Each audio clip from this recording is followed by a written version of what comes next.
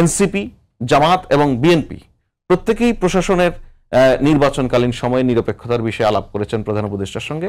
প্রধান উপদেষ্টা নিজে বলেছেন আমি এটা নিজে দেখভাল করব, যেহেতু কারো বিষয়ে কোনো অন্য কেউ করলে আপত্তি যদি থাকে উনি দেখভাল করবেন, এটা বলার পরে কোনো দলই কোনো আপত্তি করেনি। হ্যাঁ, সুতরাং এখনো নির্বাচনকালীন যেই রদবদল সামনে হবে সেটা এখনো শুরু হয়নি, সেটা শুরু হোক, তারপর দেখা যাবে।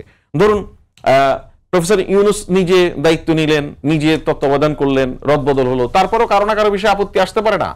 আপত্তি আসলে সেটা দেখার বিষয় আছে না? ইভেন সেই সময় তো ইলেকশন কমিশন ইটসেলফ শিডিউল ঘোষণার পর থেকে এগুলি তার দেখার কথা, নির্বাচন কমিশনের। সুতরাং আমাদের অভিযোগ নিয়ে, আপত্তি নিয়ে কথা বলার জায়গা শেষ না, শুরু মাত্র। সুতরাং এগুলি নিয়ে এখনই খুব উদ্বেগের কিছু আছে বলে মনে করি না। তবে এই সমস্ত আলোচনা থেকে আপনি যদি একটা জিনিস খেয়াল করেন, সমস্ত আলোচনার মূল কেন্দ্র যেটাকে ধরে হচ্ছে সেটা হচ্ছে নির্বাচন।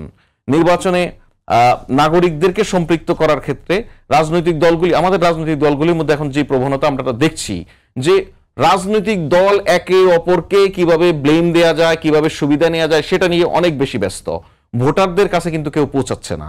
সুতরাং এই যারা অভ্যুত্থানে নেতৃত্ব দিয়েছেন, যারা অভ্যুত্থানের সুবিধাভোগী বা যারা দীর্ঘদিন লড়াই সংগ্রামের মধ্যে ছিলেন, তারা প্রত্যেকেই কিন্তু মাথায় রাখতে হবে যে বাংলাদেশ রাষ্ট্রের জন্মের সূত্রপাত যদি আপনি ধরেন এবং তার পরবর্তীতে এখানে যত ধরনের সংঘাত সহিংসতার ঘটনা, সব কিছুর মূল কিরানক ছিল ত্রুটিপূর্ণ নির্বাচন।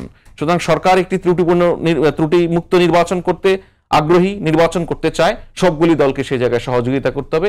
এর কোনো বিকল্প বাংলাদেশের হাতে নেই আসলে। সুতরাং সবাইকে ওই জায়গায় দায়িত্বশীল হতে হবে।